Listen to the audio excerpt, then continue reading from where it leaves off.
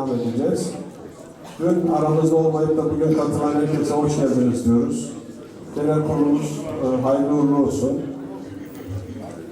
Bugünkü gündemin oturumun gündem maddelerini arz ediyorum. 23.10.2022 ikinci oturum. İkinci oturumun açılışımızı gerçekleştirdik. Genel kurulumuzu başlattık. Dün verilen bir önergeyle 9. maddemiz değişmiş halini okuyorum, bugünkü halini.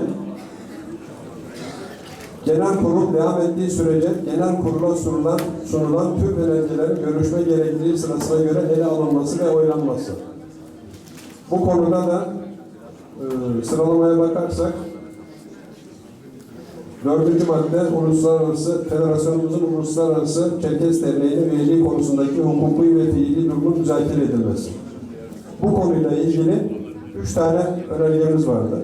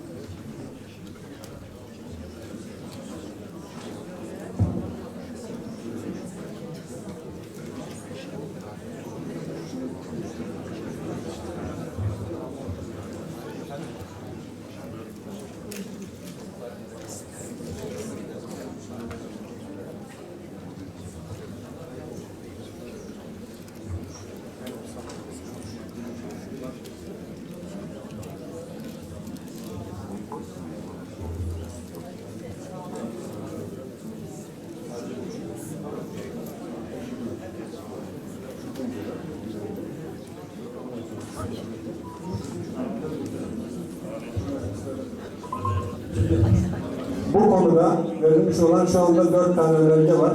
4 önergeyi sırayla okutuyorum. Kafkas Dernekleri Federasyonu Olağanüstü Genel Kurulu Divan Başkanlığı'na Ankara. Biz aşağıda imzası olan delegeler Kafkas Dernekleri Federasyonu'nun kamuoyunda Dünya Çerkes Birliği olarak bilinen Rusya Federasyonu Tüzel Kişiler Tek Devlet Sicilinin 102.070 000-15-20 sicil numaraları ile kayıtlı Uluslararası Çerkes Halkını Bütünleştirme, Çerkes Diasporası'nın tarihi, anavatan ile bağını geliştirme, derneğine Uluslararası Çerkes Derneği üye olmak için başvuruda bulunulması hususunda yapılacak oylamanın kapalı oylama açık tasnif yöntemi ile yapılmasını öneriyoruz. Kafkas Derneği Kafkas Dernekleri Federasyonu Olağanüstü Genel Kurul Divan Başkanlığı'na Ankara. Biz aşağıda imzası olan delegeler Kafkas Dernekleri Federasyonu'nun kamuoyunda Dünya Çerkes Birliği olarak bilinen Rusya Federasyonu Tüzel Kişiler Tek Devlet Sicilinin 102.070.000-15-20 sicil numarası ile kayıtlı Uluslararası Çerkes Halkını Bütünleştirme, Çerkes Diasporası'nın tarihi, anavatan ile bağını geliştirme derneğine Uluslararası Çerkes Derneği üye olmak için başvuruda bulunulması hususunun müzakere edilmesine ve Kafkas Dernekleri Federasyonu'nun kamuoyunda Dünya Çerkes Birliği olarak bilinen Rusya Federasyonu Tüzel Kişiler Tek Devlet Sicilinde 102.070.000-15-20 sicil numarası ile kayıtlı Uluslararası Çerkes Halkını Bütünleştirme, Çerkes Diasporası'nın tarihi, anavatan ile bağını geliştirme derneğine Uluslararası Çerkes Derneği üye olmak için başvuruda bulunulması hususunun 23.10.2022 tarihli ikinci oturumda oylanmasını öneriyoruz. KAFED Olağanüstü Genel Kurul Divan Başkanlığı'ndan. Bizler ekte imzaları bulunan delegeler olarak gündemin 4. maddesi kapsamında aşağıdaki önerimizi genel kurul kararına arz ederiz. Federasyonumuzun Dünya Çerkes Birliği'ne var olan üyeliğinin hukuki bir eksikliğinin olup olmadığını DÇB araştırıp sonuçlandırılmasına ve sonucun tüm yetkili organlar ve delegelere bildirilmesine, var ise eksikliklerin oy birliğiyle alınmış 2003 Genel Kurul kuralları gereği tamamlanması için yönetim kurulunun görevlendirilmesine.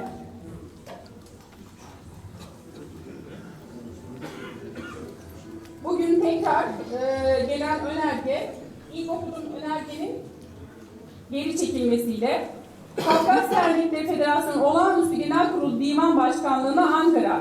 Biz aşağıda imzası olan delegeler, Kafkas Dernekleri Federasyonu'nun kamuoyunda Dünya Çerkes Birliği olarak bilinen Rusya Federasyonu Tüzel Kişiler Tek Devlet Sicili'nde 102.070 000 1520 sicil numarası ile kayıtlı Uluslararası Çerkes Halkını Bütünleştirme, Çerkes Diasporası'nın Tarihi Anavatan ile Bağını Geliştirme Derneği, Uluslararası Çerkes Derneği hakkında yapılacak oylamanın kapalı oylama açık tasnif yöntemiyle yapılmasını öneriyoruz.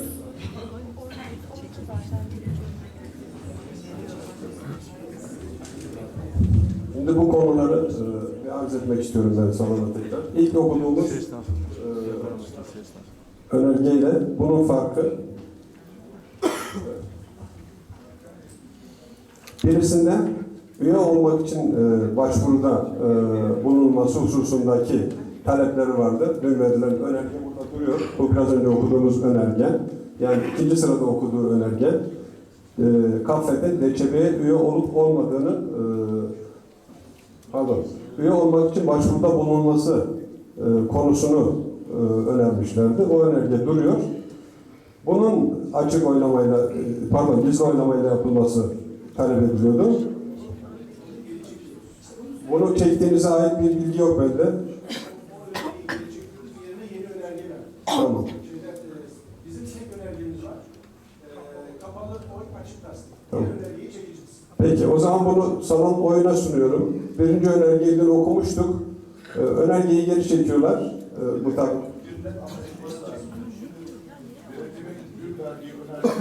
Önerge, Evet. yani oylanmasıyla ilgili, üye olmakla ilgili oylamayı, önergeyi geri çekiyor. Tamam. Ben açıklayayım onu. Bizden yana kapalı oylama açık tasnif isteyen önergemiz var. Tamam. Diğer önerge. Şimdi dün gündeme aldığımız ve salona arz ettiğimiz husus şuydu. İki tane farklı önerge vardı. Bir tanesi Dünya Çerkes Birliği'ne üye olmak için başvuruda bulunması diye. Bir tanesi de üyeliğimiz devam ediyor, bunun araştırılması diye idi. Araştırılması. Şimdi üye olmak için başvuruda bulunması hususundaki önergeyi geri çekiyorlar. Fakat bu diğer önergeyi yani üyeliğinin DÇB nezdinde araştırılması konusunu da gizli oylamayla yapılmasını teklif ediyorlar. Bu nedenle üye olmak için başvuruda bulunulması önergesi geri çekilmiştir. Bunu imzalar bize ulaşmadığı için, sözlü söylendiği için ben genel kurulun onayını almak istiyorum. Bunu kabul edenler, evet, geri çekilmesi, pardon, evet, tabii, üye olmak için başvuruda bulunulmasını geri çektiğimize dair. Geri çektiğimize dair. Kabul edenler, etmeyenler, tamam. Yani şu önergeyi kaldırdık ortadan.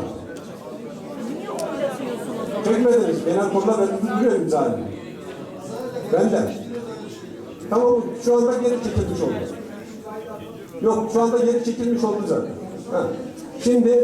Şimdi iki tane önergemiz var bu konuda. Dolayısıyla bu üye olmak için başvuruda bulunmasının açık oynaması da kalkmış oldu bununla beraber. Şimdi bugün yeni verilen önergeleri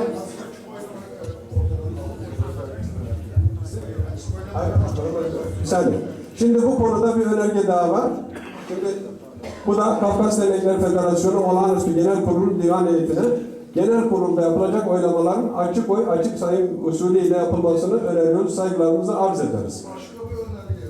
Bu başka bir önerge. Şimdi konuyu açıklamak istiyorum. Şu anda oylayacağımız husus şu. Federasyonumuzun Dünya Çerkes Birliği'ne var olan üyeliğinin hukuki bir eksikliğinin olup olmadığının DÇB nezdinde araştırılıp sonuçlandırılmasına ve sonucunun tüm yetkili organlar ve delegelere bildirilmesine, var ise eksikliklerin oy birliğiyle alınmış 2003 Genel Kurulu kararlarının gereği tamamlanması için yönetim kurulunun görevlendirilmesine demişiz. Bunu oylayacağız. Fakat bu konuda usul yönünden iki tane önerge var. Bunu bir tanesi diyor ki bunu kapalı oylama açık tasnif yöntemiyle yapalım. Bir diğeri de diyor ki açık oy açık sayım ile yapalım. Şimdi kapalı oy. Olur, tamam. O zaman kapalı oy açık tasnif yöntemi için Ümit Bey bir açıklama yapacak. Buyurun Ümit Bey.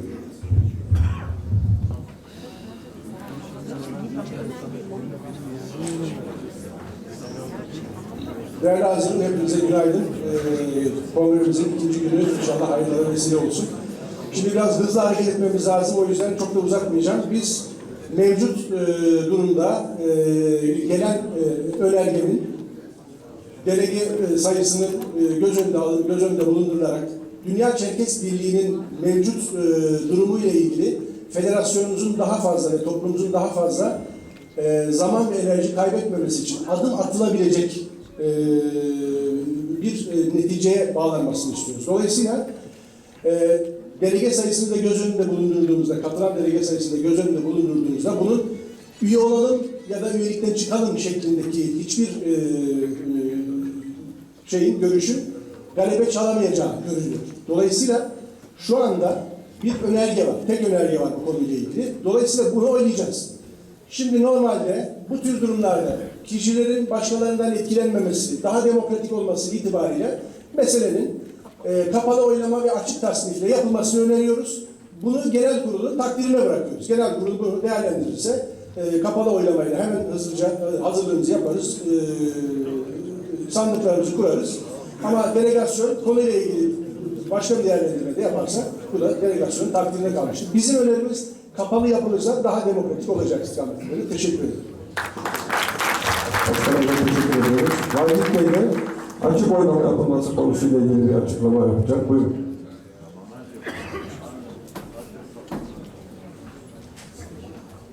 Herkese günaydın. Açık oylama, kapalı oylama derken burada hiç kimse birbirinden bir şey kaçırmayacak. Her şey gün gibi ortada. Hele ki arkadaşlarımız biraz önce dün verdikleri önergeyi çektiler. Var olan üyeliğin bir daha oylatılması ile ilgili bir önerge vardı. Bu önergeyi de çektikten sonra tek önerge kaldı. Pratik olarak, demokratik olmasını da bir tarafa bıraktım. Pratik olarak bunun açık oylama yapılması gerekiyor. Neden derseniz biz daha tüzüğü tartışmaya devam edeceğiz. Fiziki olarak en azından bunun zaman olarak yetme şansı yok. Onun içindir ki hiç kimse birbirinden bir şey kaçırmıyor. Tek önerge kalmıştır. Başka önerge yoktur. Bu önergenin açık oylamayla yapılması hepimizin hayrına olacaktır diye düşünüyorum. Hepinize saygılar. Sanırım konu anlaşıldı. O zaman geliş sırasına göre önergeleri okutup önergenin imza verenlerin de isimleri okuduktan sonra oylamaya geçeceğiz. Yani usulen okumamız Kafkas Dernekleri Federasyonu Olağanüstü Genel Kurulu Divan Başkanlığı'na Ankara. Biz aşağıda imzası olan delegeler, Kafkas Dernekleri Federasyonu'nun kamuoyunda Dünya Çerkes Birliği olarak bilinen Rusya Federasyonu Tüzel Kişiler Tek Devlet Sicilinde 102.070.000.1520 sicil numarası ile kayıtlı, Uluslararası Çerkes halkını bütünleştirme, Çerkes diasporasının tarihi, anavatan ile bağını geliştirme, derneği Uluslararası Çerkes Derneği hakkında yapılacak oylamanın kapalı oylama, açık tasnif yöntemiyle yapılmasını öneriyoruz. Mutlu Akkaya, Canberk Yaman, İlter Can Demir, Murat Özden, Hakan Polatlı, Yasemin Oral, Selçuk Ulutaş, Şamil Keleş, Ebru Polat, Mehmet Bingöl, Mustafa, soyadını okuyamadım. Tamam. Ve diğer imzacı arkadaşlar, şöyle gösteriyorum. Evet. Şimdi bu kapalı oylama yapalım hususu. Bunu kabul edenler işaret buyursun lütfen. Yalnız herkes yaka kartını kaldıracak. Boş el değil. Yani yaka kartlarınızı hazırlayın, yaka kartlarınızı kaldırın. Lütfen sıra sıra diye sayabilir miyiz?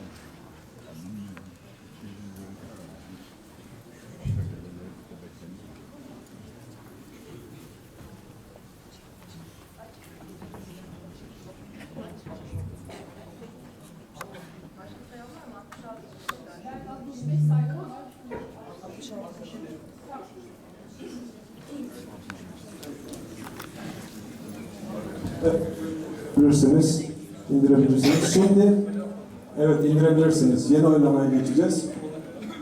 Yine kartlarımızı kaldırarak oylama açık olsun oylama diyenler işaret buyursunlar lütfen.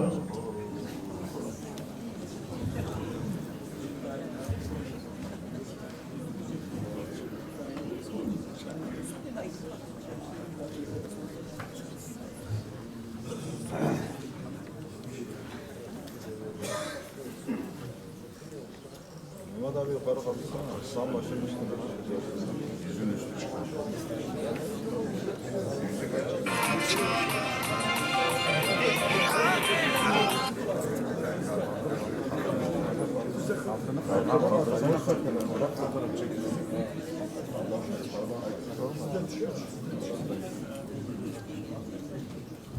Oylama bitene kadar lütfen ellerimizi sabit tutalım. Biraz uzuyor.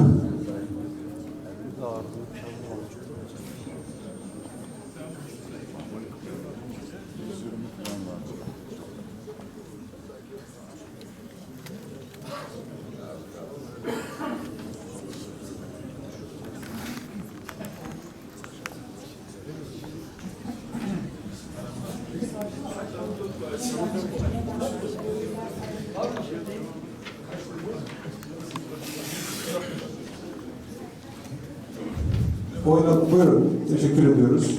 Yapılan oylama sonucunda 120 delegemiz, 124 delegemiz açık oylama önerdi. 67 delegemiz de kapalı oylamasını önermişti. Dolayısıyla oy çokluğuyla açık oylama yapılmasına karar verildi. Şimdi önergeyi tekrar okutup oylarınıza sunacağız.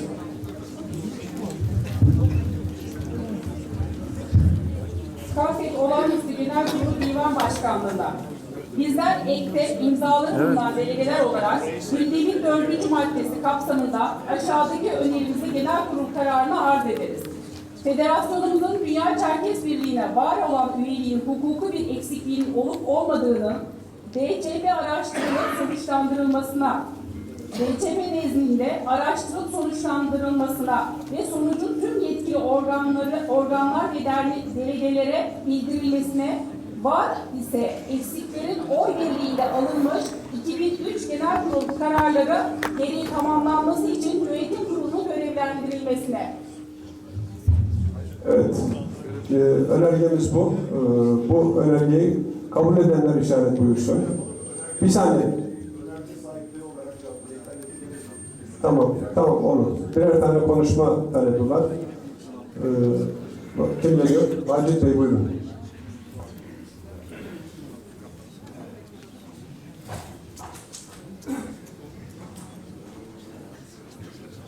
Değerli delegasyon, elbette ki her zaman söz hakkı Sayın Genel Başkan'ındır önceki söz hakkı ama bu sefer önergeyi verenler biz olduğumuz için, onun için kendi önergemizi anlatmak için huzurlarınızdayım.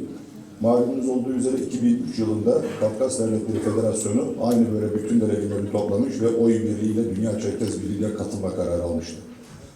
Daha sonra gelişen söylemler, gelişen dünya değişiklikleri sonrasında bu üyeliğimizle ilgili bazı hukuksal sorunlar olduğu veyahut da işte DÇB tarafından oylanması gerekirken oylanmadığı gibi sonuçlar neticesinde genel kurula geldik. Dünkü konuşmamızda da şunu söylemiştik. Eğer ki bir sorun varsa ve bu sorunun kaynağı Dünya Çerkez Birliği ise, yani bunu onaylamayan Dünya Çerkez Birliği ise, Dünya Çerkez Birliği'nin genel kurulunu toplayıp bu eksikliği gidermesi gerekiyor demiştik. Bu önerge de onun için verildi. Şu anda sizler buradasınız ama sizden önceki delegeler görevlerini yapmışlardı. Çerkezlerle, Dünya Çerkez Birliği'ne üyelik kararı almışlardı. Onun için bu eksikliği giderecek olan tek merci Dünya Çerkez Birliği'dir. Ve Dünya Çerkez Birliği'nin bu eksikliğini gidermesi için de şu anda yönetimde olan arkadaşlarımızı görevlendiriyor bu önerge. Bunun için oylarınızı talep ediyoruz. Yönetimimiz Dünya Çerkez Birliği nezdinde bu üyeliğin sonucunu alacak ve bütün delegeleri bilgilendirecektir. Önergenin amacı, veriliş amacı budur. Hepinize saygıyla sunmak istedim. Teşekkür ederim. Kadir Bey buyurun. Konu hakkında bir görüşler istiyoruz.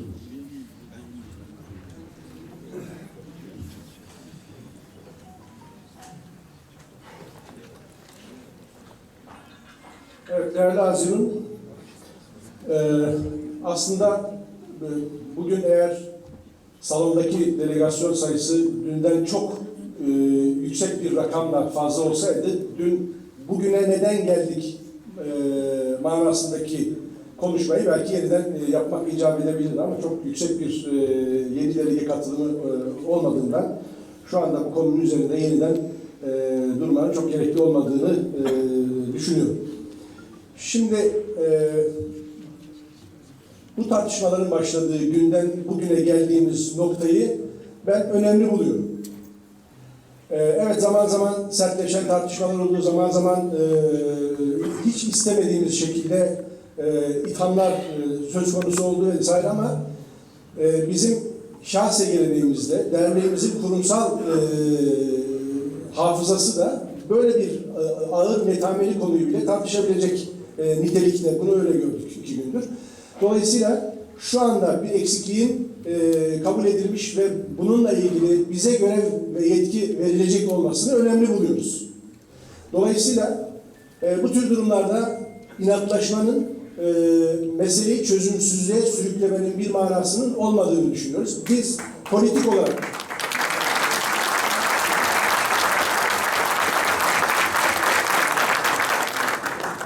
olarak içinde var olduğumuz dönemde de meseleleri hep dile getirmek. Yani ben şahıs olarak söylüyorum. 2-3 yıl genel kurulda, özür dilerim, yönetim kurulu üyeliği yaptım. Orada da muhalefet ettim Dünya Çerkez Birliği'ne. Biz de kurum olarak dün bahsettiğimiz bir sürü olumsuzluğa, şahısla ilgili, kurumla ilgili, durumlarla ilgili mücadele etmeye, burada bir ortak akıl yürütmeye devam edeceğiz. Ancak bizim baştan beri söylediğimiz şey şuydu: Kaffet, Dünya Çerkez Birliği'nin en büyük bileşeni olarak söyleniyorsa eğer, bunun gereği hukuki olarak da tesis edilmelidir. Kaffet arafta tutulacak bir örgüt değildir. Biz kurumumuzun haysiyetine sahip çıkacağız demiştik. Biz şimdi verilecek görevle inşallah bu meseleyi sonlandıracağız. Dünya Çerkez Birliği ister olağanüstü bir genel kurulda bu meseleyi oylayarak bu tartışmaların nihayete ermesine vesile olacaktır. Bu manada biz genel kurulun daha evvel argüman olarak karşı karşıya geldiğimiz, bu son derece tabii bir şeydir bu tür büyük kurumlarda, karşı karşıya geldiğimiz grupların da bu noktada attıkları adımı yapacağı önemli buluyorum. Nihayetinde üye miydik, değil miydik, ne yapacağız tartışmalarının bir adım ötesine geçmiş olacak genel kurulun kararıyla. Bunlar ne bizim ne başkalarının kararı değil, sizlerin kararıdır. Sizlerin yaptığı görevlendirme üzerinden yapıyoruz. Dolayısıyla hiçbirimizin ya ben yapmıyorum, kabul etmiyorum, yerine getirmiyorum deme şansı kurumsal olarak mümkün değildir. Dolayısıyla ben kurum başkanı olarak şunu söylüyorum: bize verdiğiniz görevin gereğini yerine getirmek için elimize gelen her türlü gayreti sarf edeceğiz. Teşekkür ederim.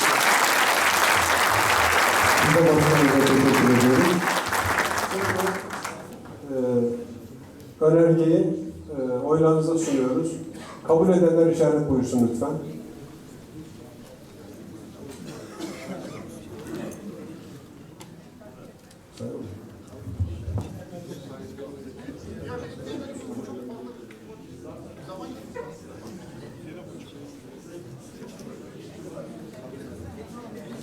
İndirebiliriz. Kabul etmeyenler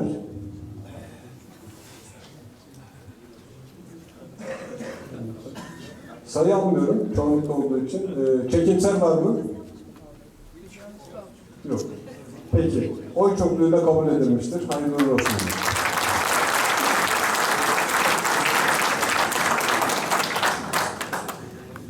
Dünya Çerkes Birliği ile ilgili 4. maddeki üzerindeki görüşmelerimizi tamamlamış olduk böylece. Şimdi bir sonraki gündemimiz tüzük değişikliği.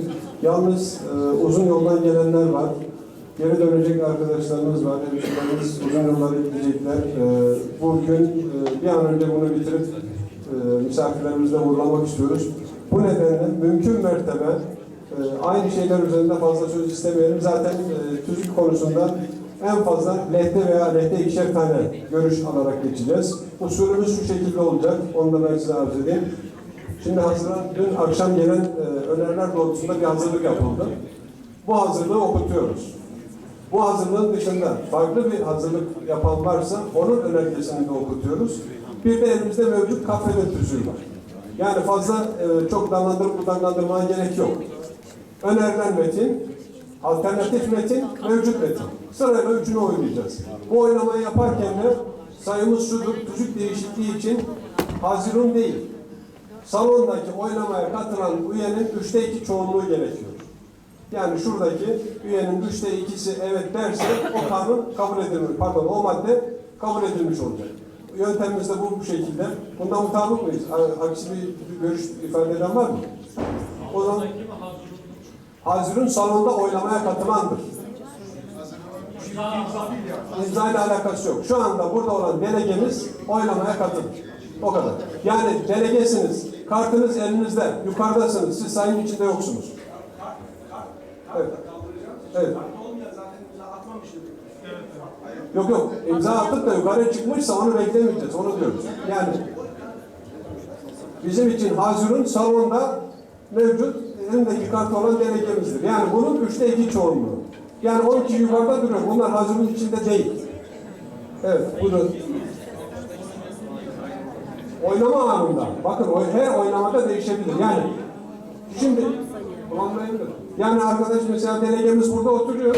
Konuyu görüştük. O anda gitti lavaboya. O oynama dışı. Salonda ama aleyhte ya da lehine olmazsa eğer çekimsel kullanmadıysa oylamaya Aynen. katılmamıştır zaten. O zaman kullanılan oyların 3'te 2'si. Yani Hayır. Salondaki hazirunun 3'te 2'si. Kaç kişi olduğunu nereden biliyorsunuz?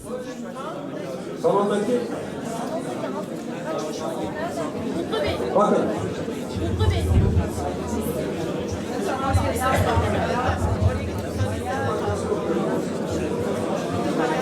Aynı şey.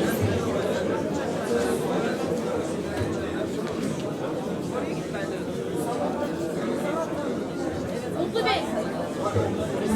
Tüzük değişikliği konusundaki maddeyi okuyorum. Tüzüğümüzün tüzük değişikliği konusundaki maddesi. Salona arz ediyorum.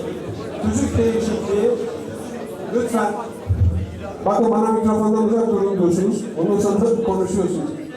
Mutlu Bey. Tüzük değişikliği konusundaki Kafkas Dernekler Federasyonu'nun maddesini okuyorum. Madde 25. Tüzük değişikliği genel kurul gündeminde yer almak koşuluyla oylamaya katılan delegelerin 3'te 2 çoğunluk oyu ile yapılır. Bu kadar. Evet. Mutlu Bey. Tabii abi. Yani hepsini sayacağız. Yani oylamaya katılanın 3'te 2'si.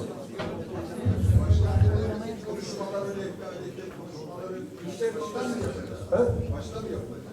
Ya maddeler geçtikçe yapalım. Öyle mi? Maddelerde bence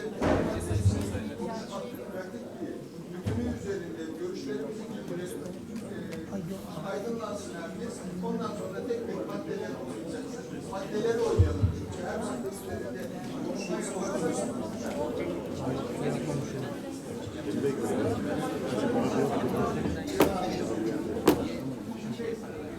Yani çok rica ediyorum. Bir kelimeyle ilgili herhangi bir şey değiştirmeyecek bir cümlenin detayıyla ilgili konuşmalar yaparsak bu işin sonuna getiremeyiz. Cihan Bey'in söylediğinde şöyle bir pratiklik var. Önerge düzüğün tamamıyla ilgili önergesi şeyi olan, düşüncesi olan ya da ben şu maddeyle ilgili konuşacağım diyenlerin hepsini konuşmalarda alalım o zaman. Sonra hızlıca madde okuyarak geçelim, oylaya gidelim ama oylamaya geçtiğimizden itibaren yeni müzakere olmasın. Yani onun için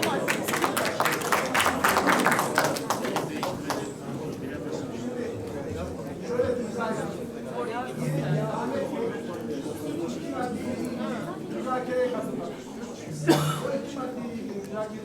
Versin buradan ya da tüzüğün tamamıyla ilgili bir değerlendirmesi lazım. Bir başkası onu versin. Yani sonra madde hızla geçip oynaya devam ediyor. Madde madde oynuyor. Ona sahada bağlasa bu yani bu bizim açımızdan pratik. Yani bir saat koyarsak buradan çıktıktan sonra dört bir yanda dağılır. Ne kadar az konuşursak, ne kadar öz konuşursak o kadar iyi rica ediyorum. Yani herkes bir gönderin için söyleyeceğim demesi.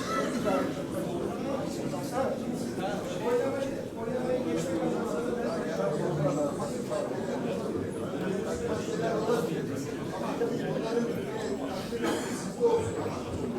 En azından baştan gelen hazırlık, fikir olan biraz konuşma yapalım. Ondan sonra kritik oylamalar, kritik maddelerden söz almak isteyenler olursa kaos yaratır.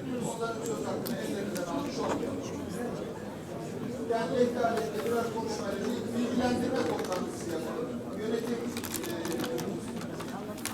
kendi görüşünü ifade etsin. Biz tüzükle ilgili değerlendirmemizi aktaralım. Bugün O maddeleri okumadan mı yapalım bunu? maddeleri okumadan yapalım. Ondan sonra maddeleri Tamam. Bir kelime maddenin anlamını değiştirir. Bir kelimenin eksikliği veya fazlalığı. Tamam. Bence maddelerin üzerine yani zaman veya başka bir nedenle anayasamız olacak bir tüzüğü feda etmemek. O yüzden bitmiyorsa bitmesin. Doğru şey yapalım. Bu her gün tüzük kongresi yapmıyoruz arkadaşlar.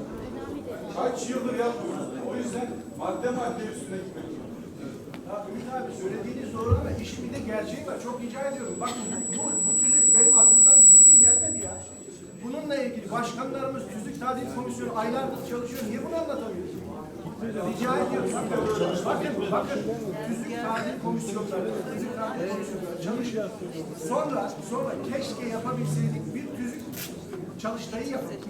Şimdi biz bu tüzük çalıştayı yerine dün de 2-3 kere izah etmeye çalıştık. Başkanlarımızla oturduk, çalıştık. Tek üzerinden geçtik maddeleri. Başkanlarımıza sonra verdik bunu. Dedik ki bunu delegasyonlarınızla çalışın, yönetim kurullarınızla çalışın dedik. Şimdi bir kelimeyle ilgili çalışmaya başlarsak evet.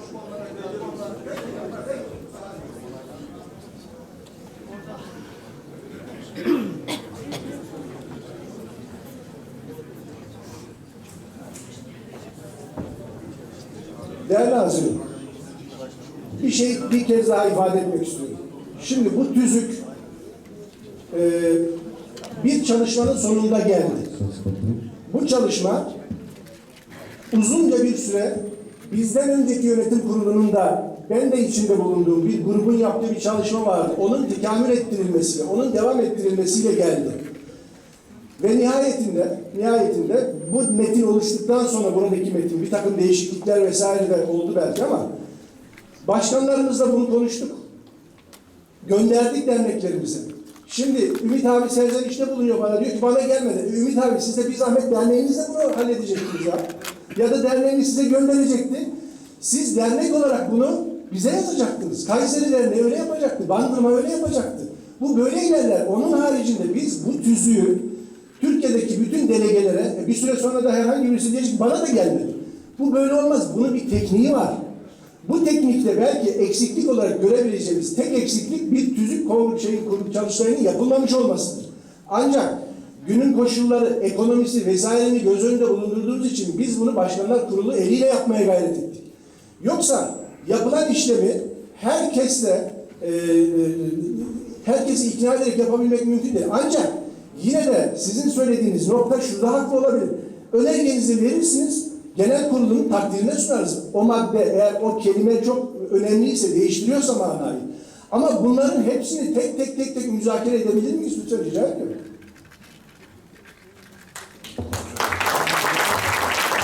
Evet. Buyurun Ümit Bey.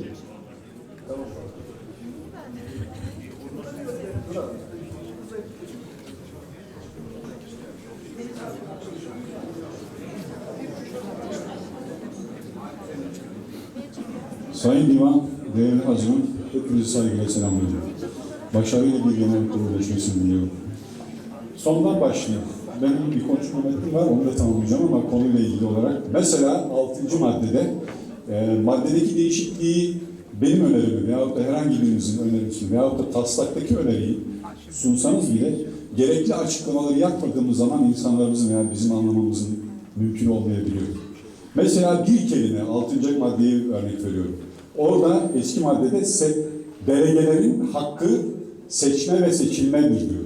Seçme ve seçilmeye hakkı vardır diyor. 6. maddede seçilmeyle ilgili hiçbir şey yok. Siz nesiniz o zaman? Nakıs mısınız? Akıl hastası mısınız? Niye biz çağırıyoruz bunları? Niye insanlar sizi seçiyor? Niye dernekleriniz sizleri bize gönderiyor? Siz bu hakkı kullanmak için buradasınız arkadaşlar. Onu bir kelimeyle sildiğiniz zaman bunu biz izah edemezsek çok ciddi anlamda bir sıkıntı yaratırız. Önergeleri verdik arkadaşlar ama önergede yani bir zahmet müdahalede bulunmayın. Önergede ben size izah ediyorum. Söylediğimi dinleyin. Önergede, teklifte bunu açıklamadığınız zaman belli olmayabiliyor. Orada gönderilen taslakta bu seçme sözcüğü çıkarılmış. Belki de fark etmeyecek birçok insan. Evet. Ama seçme en doğal hakkınız, nasıl seçiyorsanız. Evet, madde geldiğinde o konuda görüş ifade edersen sevinirim. Efendim? Madde geldiğinde o konuda... Tamam, ben örnek olarak verdim zaten. O zaman ben konuşmamı yapabilir miyim? Genel olarak bir konuşmam var. Bu konuda, evet, lütfen. Zaten onu yap diye çıkarttık, bambaşka yerlere geliyoruz lütfen. Yani burada bütün herkese... Bir genel konuşma talebinde bulunduğum konuyla ilgili vermediniz. Onun üzerine Müftü'nün konuşması üzerine çağırdınız. Ben de size soruyorum. Genel konuşma... Bakın söz talebi ettiniz, ben ona istinaden sizi çağırdım. Ümit Bey'in konuşması değil. Bir sürü talep var şu anda salonda. Ben de onu soruyorum, yapabilir miyim diye. Divana soruyorum. Ben zaten o gerekçeyle çağırdım, başka bir şey konuşuyorsunuz. Onu diyorum ben de. Yani... Ha. Genel... İki tane önerge var. Dün çekilen bir önerge, aleyhte ve aleyhte taraflar konuşsun dendi. Tabii biz yani normal olarak da biraz önce yapılmış şeyler gereğince benim söz istemiştim. Tabii sen de konuşmak istiyorsun. Ama bunun kararı verecek gündemdir. Ama maddeler üzerinde olacaksa maddeler üzerinde çok... Hayır, bu konuşmam genel olacak. Dünden beri beklediğim uygun olursa diyor.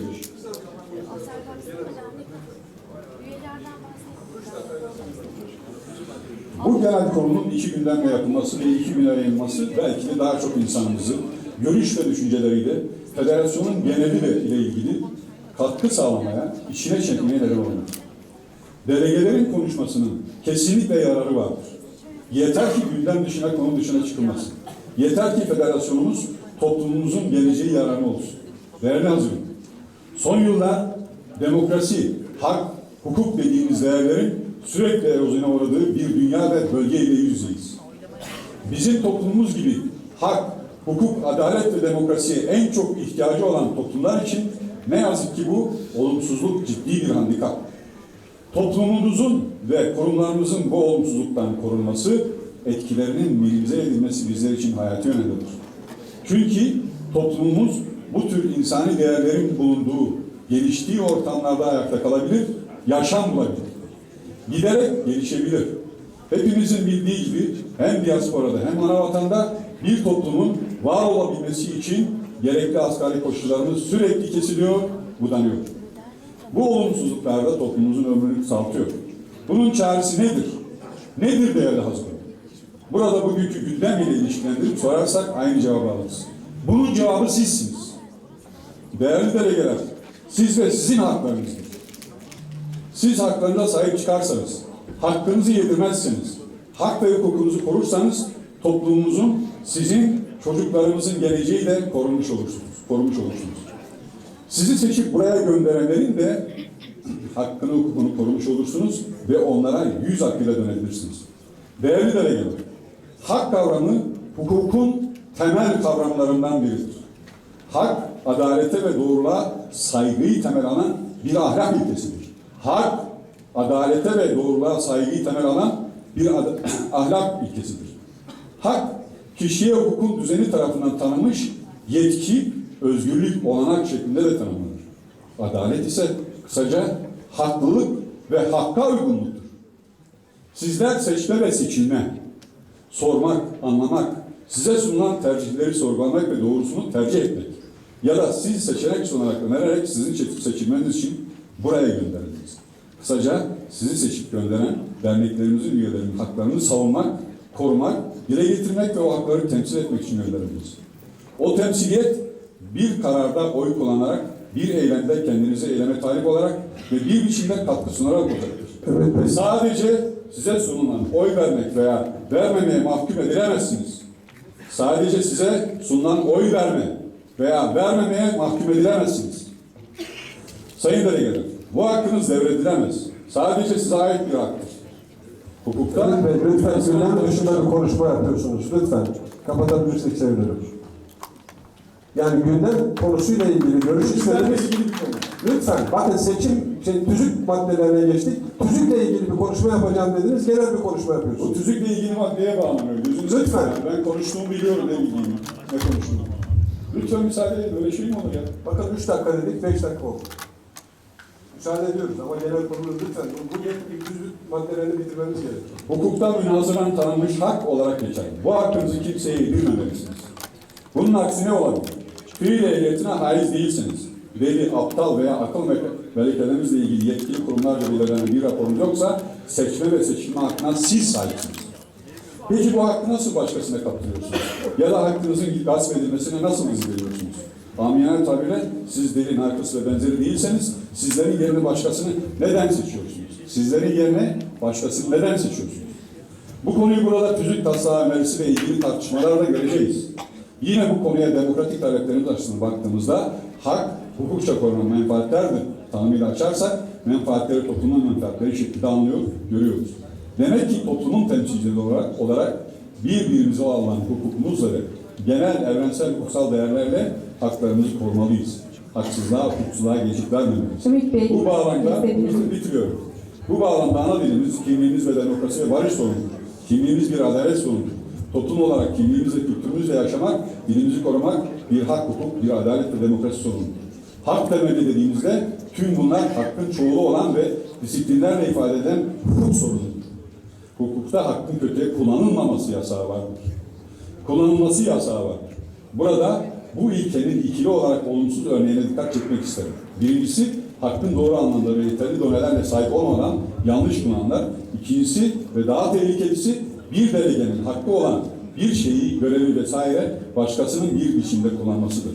Buna Ümit Bey, lütfen çok rica ediyorum. bu noktalarda genel konularda seçimle ve tüzük çalışmalarıyla yeterli dikkat ve gerekli uyanıklık göstermezsek aldanmaya mahkumuz. Değerli hazır. Hayırlı, başarılı ve hak ettiğimiz bir tüzük hazırlamış olarak başarıyla tamamladığımız bir genel kurulu diliyor. Sizleri tekrar saygıyla selamlıyorum. Teşekkür ediyoruz. Bir saniye, Cihan abi söz veriyor.